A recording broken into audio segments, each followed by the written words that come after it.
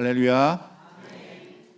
오늘은 사랑의 자리라는 제목으로 말씀을 전해드리겠습니다. 사람이 든 자리는 몰라도 난 자리는 안다라는 말이 있습니다. 이 말의 뜻은 처음 사람이 들어올 때는 잘 인지하지 못하지만 그 사람이 떠나고 나면 그 빈자리가 크게 느껴진다는 뜻입니다.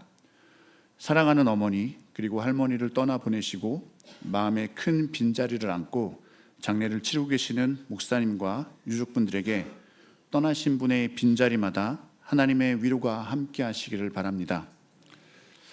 든 자리가 있고 난 자리가 있다는 말은요, 사람에게는 저마다 존재의 자리가 있다라는 의미입니다.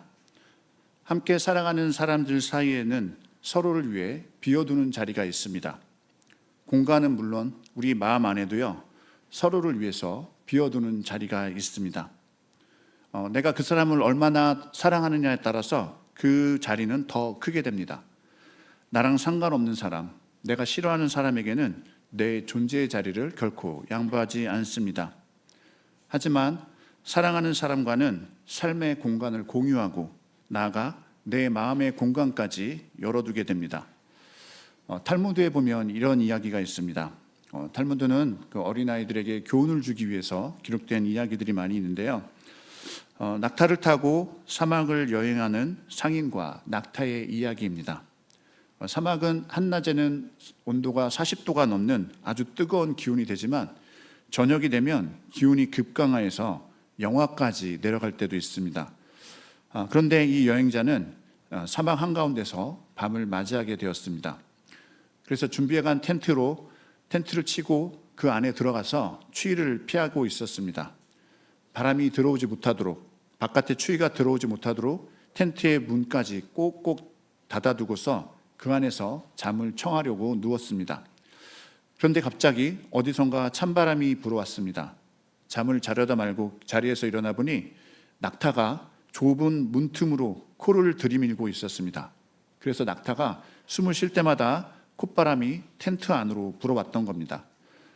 그 사람은 낙타에게 당장에 코를 밖으로 빼라고 말했습니다. 그런데 낙타가 밖에 날씨가 너무 추워서 코만이라도 안에 따뜻한 공기를 숨쉴 수 있도록 코만이라도 텐트 안으로 넣게 해달라고 간청을 했습니다. 그 사람은 왠지 낙타가 조금 딱하게 보여서 그렇게 하도록 허락해 주었습니다. 그런데 조금 지나자 이번에는 낙타가 얼굴까지 들이밀었습니다. 그러면서 뭐라고 이야기하냐면 바람이 세서 눈을 못 뜨겠으니 얼굴만이라도 넣게 해달라고 이렇게 요청을 했습니다. 이번에도 그 사람은 대수롭지 않게 허락해 주었습니다. 그런데 조금 지나자 이번에는 목이 아프다면서 목까지 넣을 수 있게 해달라고 요청을 했습니다. 이번에도 대수롭지 않게 허락해 주었습니다. 그런데 조금 지나자 낙타가 이번에는 목을 넣으려고 허리를 구부정하게 하고 있었더니 불편하다고 이야기하면서 이번에는 엎드려 있을 수 있도록 앞다리까지 좀 넣게 해달라고 이렇게 요청을 했다고 합니다. 여행용 텐트였기 때문에요, 텐트 안이 점점 좁아지기 시작했습니다. 그래도 이 사람은 낙타를 생각해서 그 정도는 괜찮겠지 해서 앞다리까지 넣는 것을 허락해 주었습니다.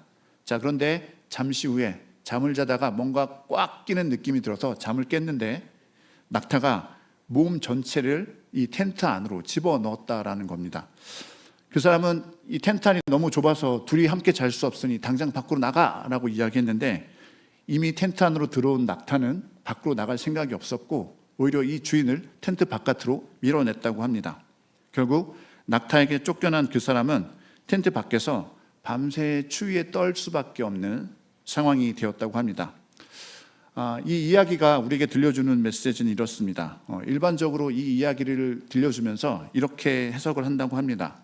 낙타는 우리에게 좋지 않은 것들을 의미합니다. 보통 그 작은 죄 그리고 나쁜 습관 이런 것들에 대해서 이야기를 하는데요. 죄나 나쁜 습관은 처음에는 작은 것부터 시작하지만 그대로 내버려 두면 언젠가는 감당할 수 없을 만큼 커지게 되어서 오히려 내가 주체적인 삶의 자리에서 쫓겨나게 된다라는 메시지를 담고 있습니다. 그러니까 죄나 나쁜 습관은 아주 작은 것이라 할지라도 처음부터 싹을 잘라내야 되고 한 걸음도 침투하지 못하도록 원천 봉쇄해야 한다라는 교훈을 이 이야기가 담고 있는 것이죠. 그래서 이 이야기에 좀 다른 버전이 있는데요.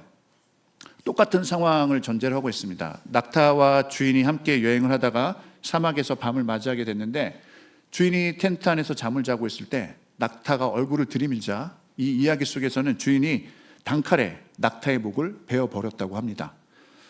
주인의 단호함이 나쁜 습관에 대해서 어떻게 대처해야 하는지 우리에게 잘 말해주고 있습니다. 마치 삼국유사에 보면 김유신이 술에 취해서 말을 탔는데 그 말이 평소 연모하고 있었던 천관녀의 집으로 가는 것에 깜짝 놀라서 사랑하는 에마의 목을 그 즉시 김유신이 베어버렸다는 이야기가 있습니다. 천관녀와의 관계를 끊고 자신의 본분에 충실하겠다는 결심이 에마의 목을 베는 장면으로 표현이 되었습니다. 상인이 과감하게 낙타의 목을 베었다라는 것은 더 이상 나쁜 습관이나 죄에 얽매이지 않기 위해 단호하게 결심을 했다라는 교훈을 우리에게 보여주고 있습니다. 그러나 저는 이 이야기를 조금 바꿔보고 싶습니다. 만일 이 이야기를 조금 다른 관점에서 본다면 이 이야기가 우리에게 들려주는 메시지는 전혀 다른 이야기가 될 수도 있습니다. 사실 지금 제가 드린 이 낙타의 이야기에서 전제가 되고 있는 것은 낙타와 주인의 관계입니다. 상인이 바로 주인이고요, 낙타는 그 주인의 소유물입니다. 그 주인과 소유물의 관계라는 것을 전제로 해서 이 이야기를 진행하고 있다는 것이죠. 그렇기 때문에 주인이 있어야 할 자리는 당연히 텐트 아니어야 되고요, 바람이 막히고 따뜻한 텐트 아니어야 되고, 소유물이 있어야 할 자리는 이미 바깥이어야 한다라는 것을 전제로 이야기하고 있는 것이죠. 자, 그런데 소유물이 혹은 종에 불과한 낙타가 자신의 자리를 망각하고 오히려 주인의 자리를 빼앗겨 버렸기 때문에 문제가 되었던 겁니다. 자, 하지만 여기서 낙타와 주인의 관계가 주인과 소유물의 관계가 아니고, 혹은 주인과 종의 관계가 아니고, 주인이 사랑하는 사람 혹은 친구, 가족과의 관계였다고 하면 이 이야기의 의미는 전혀 달라지게 된다는 것이죠. 낙타를 주인이 소유물처럼 여기지 않고 자신의 친구로 생각을 했고 자신의 가족으로 여겼다면 과연 이 이야기는 어떻게 전개가 됐을까요? 이야기가 시작하는 처음부터 낙타가 있어야 할 곳은 텐트 밖이 아니라 텐트 아니었을 겁니다. 요즘에 가정에서 그 반려견들을 많이 키우시죠? 반려묘도 키우시고, 자, 이런 분들에게 있어서 동물, 단순한 개, 고양이가 아니라 가족과 친구와 같은 존재들로 여겨진다는 것이죠. 자, 그렇다고 한다면 가족과 친구와 같이 여기는 동물이라 할지라도, 소유물로 여겨지는 그 대상이라 할지라도 내가 친구로 여기고 가족으로 여긴다면 텐트 밖이 아니라 텐트 안에서 함께 머무는 것으로부터 이야기가 시작되었을 것입니다. 친구나 가족을 추운 바깥에 내몰고 자신은 따뜻한 곳에 서 있는 사람이라면 그 사람은 비난의 대상이 될 겁니다. 모든 사람들로부터 비난을 받게 될 것이라는 것이죠.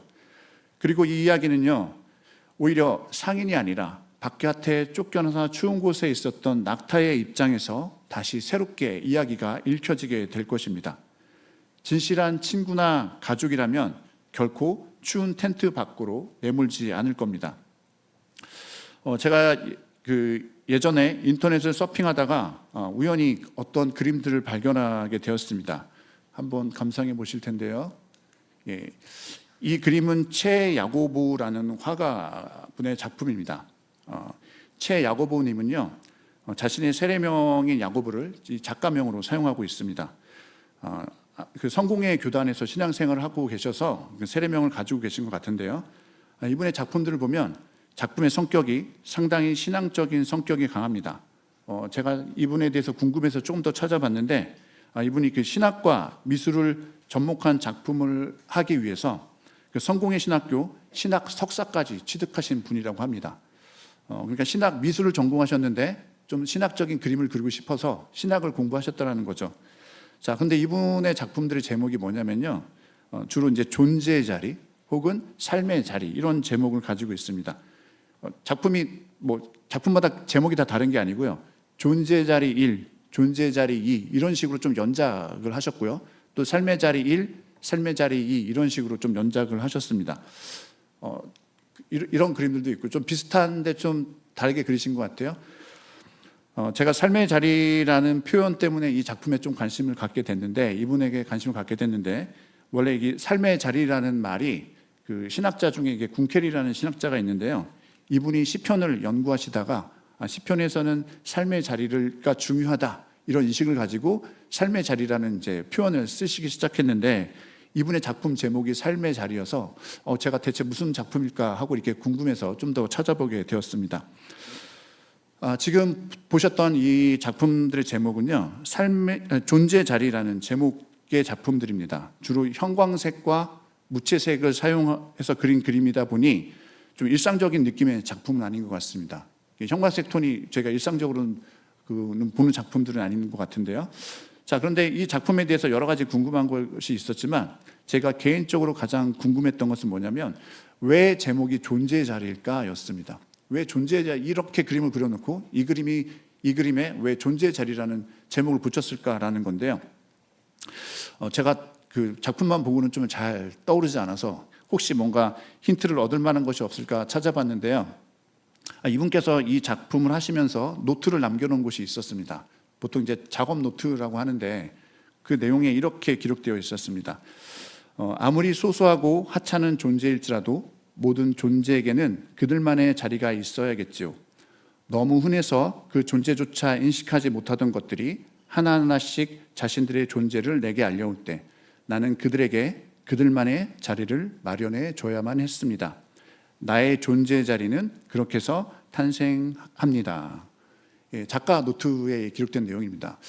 이 글을 보니까, 이 글을 읽고 나서 다시 한번 작품을 보니까 뭔가 제목의 의미가 정확하게는 모르겠지만 어렴풋이라고도 좀 이해가 될 것 같다라는 생각이 들었습니다. 이 작품을 보시면요, 가운데는 호박이 있습니다. 무채색으로 그려져 있는 호박인데 그 주변에는 화가가 사용하는 그 화구들이라 그러죠. 보통 그 화실에서 사용하는 어떤 물감이라든지 아니면 붓이라든지 이런 것들이 그려져 있다라는 것이죠. 물감이나 펜 등 그림을 그릴 때 필요한 도구들을 보면 이곳이 바로 작가의 작업실이라는 것을 알 수 있습니다. 그러면 작가의 작업실이라는 곳은요, 작가가 작품 활동을 위해서 자신 홀로 사용하는 공간이죠. 작가에 의해서 전유된 공간이라는 겁니다. 자, 그곳에는요, 작가가 필요한 것들, 그림을 그릴 때 필요한 것들 외에 다른 것들을 놓아두지 않습니다. 혹은 한참 작품 활동을 하고 있는데 사람들이 마구잡이로 왔다 갔다 하는 것도 허락하지 않는다라는 것이죠. 왜냐하면 작가가 자신의 작품을 그리기 위해서, 작품 활동을 하기 위해서 오로지 전념할 수 있는 그런 환경이 마련되어야 한다라는 겁니다. 자, 그런데 이런 작가에 의해서 전유되고 있는 이 공간 안에 그림 한가운데에 보면 호박이나 감자 같은 것들이 들어가 있다는 것이죠. 그러면서 이런 생각이 들었습니다. 이런 호박과 감자가 왠지 이 작업실과는 잘 어울리지 않는 것 같다라는 생각이죠. 자, 그런데 작가의 작업 노트에서 밝히고 있는 것처럼 소소하고 하찮은 존재들에게 그들만의 존재의 자리를 마련해 줬다라는 것은요, 작가가 새로운 공간, 즉 그 감자나 호박을 위해서 그들이 있어야 될 새로운 공간을 만들어 주었다라는 것이 아니고요. 그래서 그 새로운 공간을 만들어서 그것들을 그 자리 위에 놓아 두었다는 것이 아니라 작가 자신이 전유하고 있는 자신의 공간, 자신의 작업실에 있는 그 자리에 이 호박과 감자와 같은 사물들이 함께 들어오도록 허용했다라는 것을 의미하고 있습니다. 그래서 작가가 그림을 그려야 할 테이블 위에는 호박이 놓이게 되고요. 작가의 도구들이 들어가야 할 나무 상자에는 감자들이 들어가게 되었습니다. 그리고 작가의 캔버스가 올려져야 할 이젤에는요, 감자들이 올려지게 된 것이죠. 감자와 호박은요, 사실 그 작가가 내어준 그 자리가 아니어도 분명 어딘가 그들의 자리가 있을 겁니다. 감자와 호박에게 가장 어울리는 공간이 어디겠습니까? 저희 집에도 아마 있을 것 같은데요. 저희 냉장고에 아마 있을 것 같습니다. 냉장고 아니면 식료품 창고 안에 구석 어딘가에 있는 상자 안에 어떤 검정 비닐봉지 안에 그들이 있겠죠. 그 자리만 해도 우리가 생각할 때는 그곳이 바로 감자와 호박이 있어야 할 자리라고 생각을 합니다. 자, 그곳에 있어도 어색하지 않고 오히려 그 안에 들어가 있는 것이 더 자연스럽게 여겨집니다. 식료품 창고 안이, 냉장고 안이 바로 그들이 있어야 할 존재의 자리라고 생각을 하는 것이죠. 자, 그런데 이런 관점에서 보면 작가가 말하는 존재의 자리는요, 우리가 생각할 때 당연히 그들이 있어야 한다고 생각하는 그 자리를 말하는 것이 아니고요. 작가가 그들을 위해서 내어준 자리를 말한다라는 것입니다. 작가는 감자와 호박을 식료품 창고와 냉장고 안에서 구출해 내었습니다. 그리고 화가의 작업실에 존재하도록 하였습니다. 그것을 통해 한낱 감자와 호박이 아니라 작가가 의미를 부여하고 새롭게 창조한 소중한 작품으로 재탄생하게 된 것입니다. 작가에 의해서 새로운 존재의 자리를 부여받은 사물들이 이전과는 전혀 다른 새로운 가치를 가지게 되었다라는 것이죠. 앞서 들려들었던 탈무드 이야기에서 만일 그 주인이 낙타를 자신의 소유물이 아니라 친구처럼 혹은 가족의 하나처럼 여겼다면 그 주인은 낙타에게 자신의 자리를 빼앗긴 것이 아닙니다. 낙타에게 자리를 빼앗기고 텐트 바깥으로 쫓겨난 것이 아니고요. 그 낙타를 위해 자신의 존재의 자리를 내어준 것이 됩니다. 그리고 존재의 자리를 내어준다는 것은요, 그 존재의 자리를 내어준 그 대상이 더 이상 무의미하거나 보잘것없는, 내가 여기기에 하찮게 여겨지는 그런 존재가 아니라는 것이죠. 나에게 의미가 있고 소중한 대상이 되었기에 그것을 위해서 나의 자리를 내어주게 되었다라는 겁니다. 만일 낙타에게 텐트의 공간을 내어주는 대신 텐트 밖에서 추위에 떨다가 그 주인을 목숨이 잃었다면요, 이것은 어리석은 한 인간의 이야기가 아니라 세상에서 가장 숭고한 사랑의 이야기가 될 것입니다. 낙타에게 쫓겨나 추위에 얼어 죽은 인간의 이야기는 어리석은 이야기죠. 그러나 낙타에게 그 자리를 내어주고 그 밖에서 대신 낙타 대신 추위에 떨다가 죽어간 사람의 이야기라면 그것은 정말로 소중하고 숭고한 이야기일 수밖에 없다는 겁니다. 우리가 누군가를 사랑한다는 것은요, 그 사랑하는 대상에게 존재의 자리를 내어준다는 것을 의미합니다. 누군가를 사랑하기 전에 내 안에 오직 나 혼자만의 공간이 있었습니다. 누군가를 사랑하기 이전에 오직 나 혼자만 존재하는 존재의 자리를 가지고 있었습니다. 아무도 그 자리로 들어올 수 없었고 나 대신 그 자리를 소유할 수도 없었습니다. 그러나 만일 누군가를 사랑하게 되면 그때 나는 그 자리를 그 대상에게 내어주게 된다는 겁니다. 만일에요, 사랑하지 않는 어떤 사람이 내 자동차를 타고 간다면 어떻게 하시겠습니까? 전혀 관심도 없고 혹은 내가 싫어하는 어떤 사람이 내 자동차를 허락도 받지 않고 타고 간다면 어떻게 하시겠습니까? 즉시 신고하시겠죠. 저라도 당장 경찰서에 전화해서 절도 신고를 할 것 같습니다. 자, 그런데 어느 날 이제 막 20살이 되어서 면허를 처음 딴 아들이 아빠 몰래 밤중에 자동차를 몰고 갔어요. 아빠 키가 없어진 걸 알고, 아들이 없어진 걸 알고, 이 녀석이 자동차를 가져갔구나라는 것을 알게 되었습니다. 한밤중에 자동차를 몰고 나갔다면 그때는 어떻게 하시겠습니까? 신고하실까요? 자격도 없는 아들이, 이제 갓 면허를 딴 아들이, 그 사람이 내 자동차를 위험하게 몰고 있습니다, 이렇게 신고하실 건가요? 아마 대부분 어떻게 하시겠습니까? 신고하지 않으시고요, 이 녀석 대체 왜 이랬어 화를 내시지만 한편으로는 자동차를 타고 간 아들이 걱정이 되어서 밤새 그 아들을 위해서 기도하시지 않겠습니까? 이것이 사랑하는 사람과 사랑하지 않는 사람에 대한 우리의 태도라는 것이죠. 나에게 의미가 있는 그 사람에게는 나의 존재의 자리를 내어주게 되어 있습니다. 그렇기 때문에 이 존재의 자리란 다른 자리가 아니라 바로 사랑의 자리를 의미하고 있습니다. 저는 삼형제 중에 둘째로 자랐습니다. 둘째라는 의미를 잘 알고 계시죠? 한국 사회에서 둘째는 가장 핍박과 억압을 받는 자리입니다. 힘들게 성장했습니다. 저랑 비슷한 처지에 계신 분들이 있으실 줄 알고 있는데 제가 응원해 드리겠습니다. 예. 자, 성장하는 과정 중에요, 집안에서 나만의 공간이 없었습니다. 나만의 것이 존재한 적도 없었습니다. 방은 항상 형제들과 같이 써야 했고요. 내 집안에 물건을 따로 둘 만한, 내가 소중하게 여기는 어떤 물건을 따로 둘 만한 공간도 없었다는 것이죠. 조금 여유가 생겨도 독방을 쓰는 것은 형이었고, 항상 저는 이제 동생과 방을 같이 쓰는 경우가 많았습니다. 아주 어렸을 때야 사실은 같이 있는 것, 따로 독립되어 있는 것 잘 구별 못할 때는 아무 문제가 없었는데, 서서히 자라면서 이제 자의식이 생기기 시작하면서 혼자만의 공간이 있었으면 좋겠다라는 생각을 가지게 됐던 것 같습니다. 어머니께서 먹을 것을 사다 주시면 형과 동생은 바로 먹거든요. 근데 저는 좀 이제 아껴두는 성격이어서 몰래 따로 둡니다. 근데 나중에 보면 어떻게 되는지 알고 계시죠? 흔적도 남아있지 않습니다. 어머니께서 사오셨다라는 것을 기억하지 못할 정도로 흔적이 남아있지 않게 된다는 것이죠.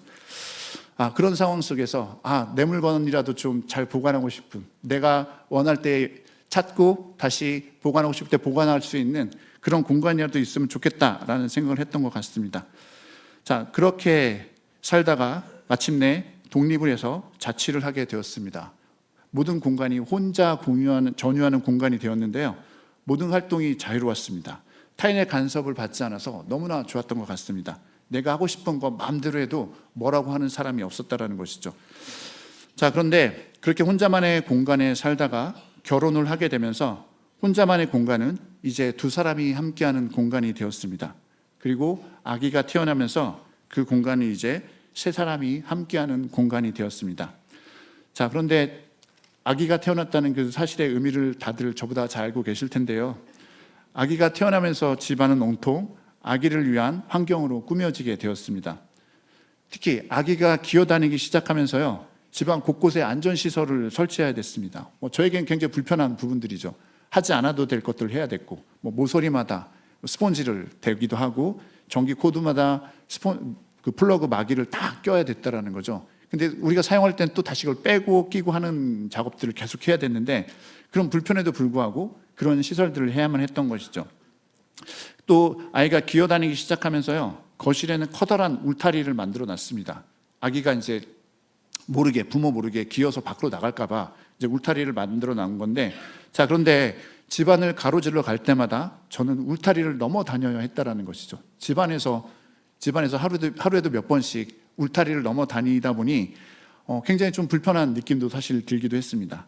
그럼에도 불구하고 그런 시설들이 저에게는 전혀 불편하게 느껴지지 않았습니다. 왜 그랬겠습니까? 왜 불편하지 않았을까요? 왜 그토록 혼자만의 공간이 필요했던 저에게 다른 사람을 위해 공간을 내어줄 수 있었던 이유가 무엇이었을까요? 그렇죠. 그 사람은 다름 아닌 제가 사랑하는 사람이었기 때문입니다. 관심이 없고 상관이 없는 타인과는 공간을 공유하지 않습니다. 어쩔 수 없이 공유해야 되는 경우도 있겠지만 타인에게 나의 공간을 내어주지 않는다는 것이죠.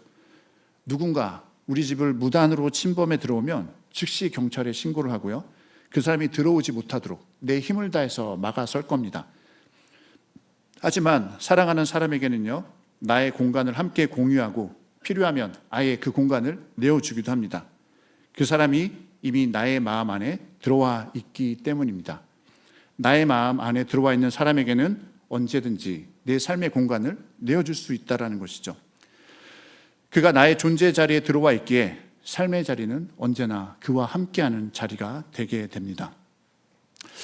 사실 그 성경 안에도 이렇게 존재의 자리를 내어주는 이야기들이 아주 가득하게 있습니다.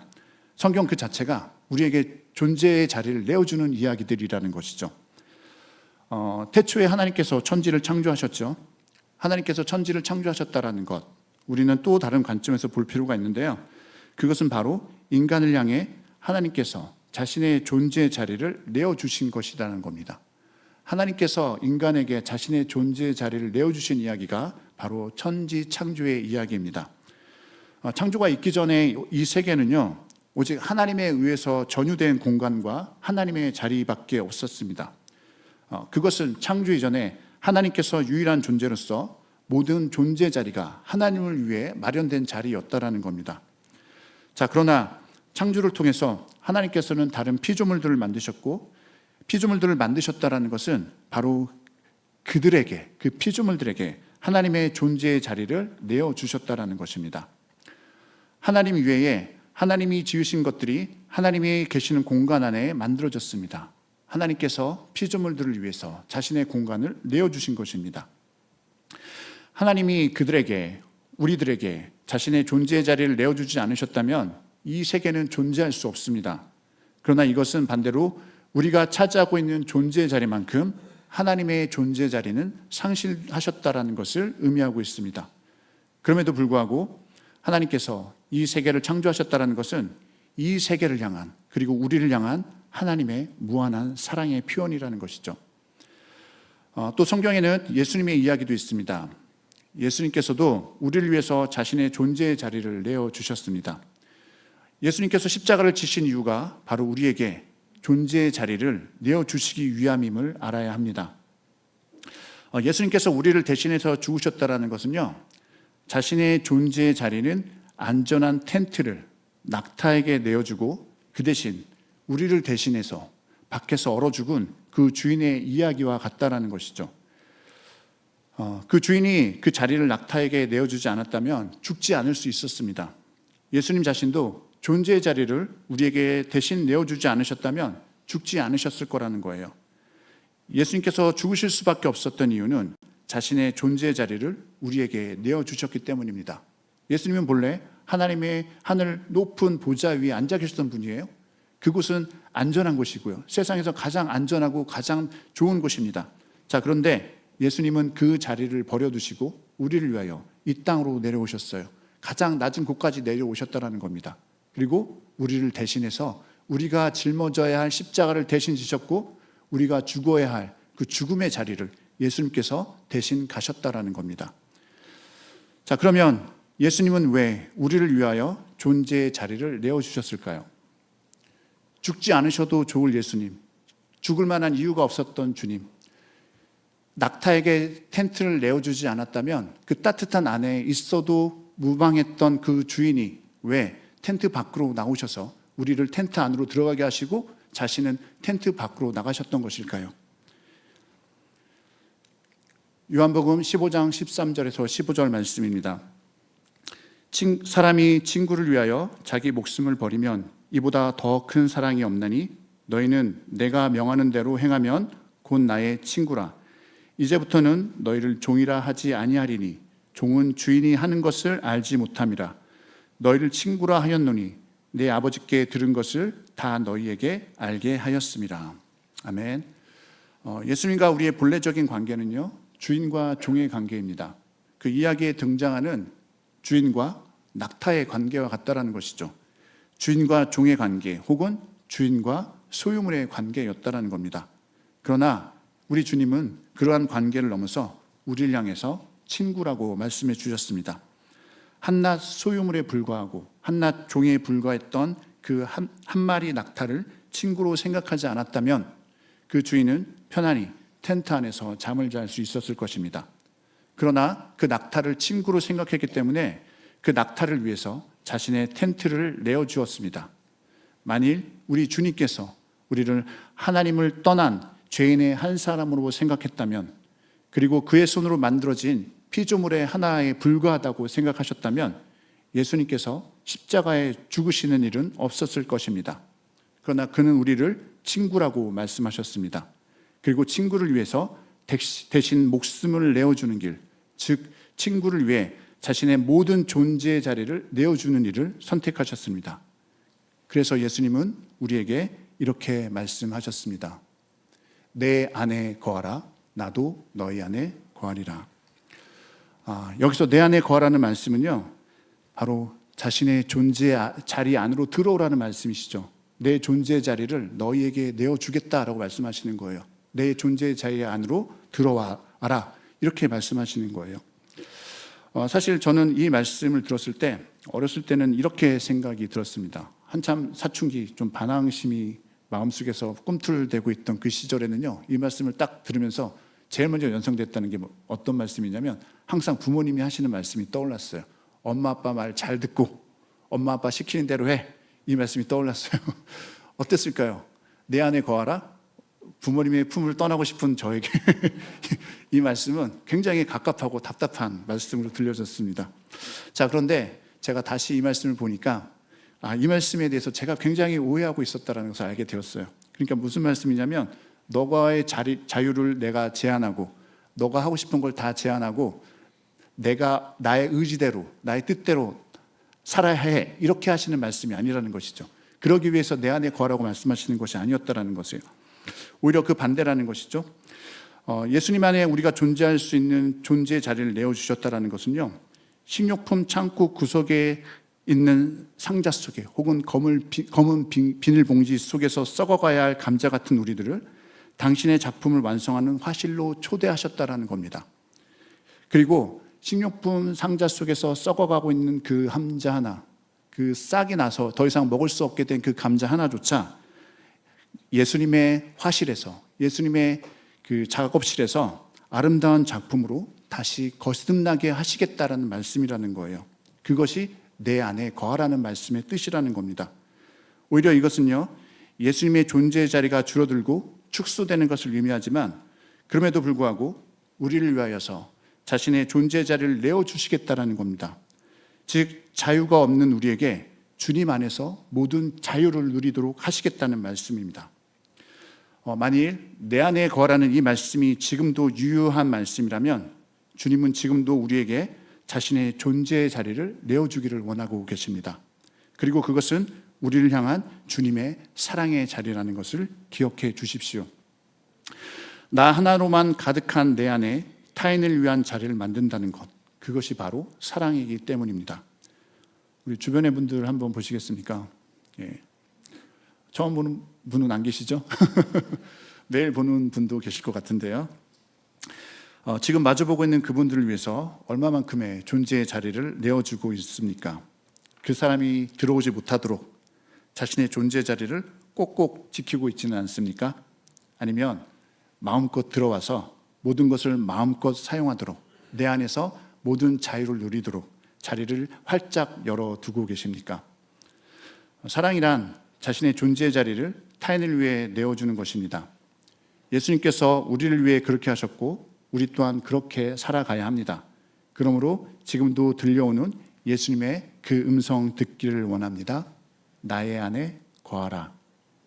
주님 안에, 주님이 내어주신 그 존재의 자리 안에 거하십시오. 그 안이 추운 바람에서 우리를 지켜주는 따뜻한 텐트와 같은 곳이고, 그 안이 우리를 살도록 하시기 위해서 주님께서 내어주신 주님의 생명이 있는 자리입니다. 그 안에서 우리는 가장 안전하고 가장 편안합니다.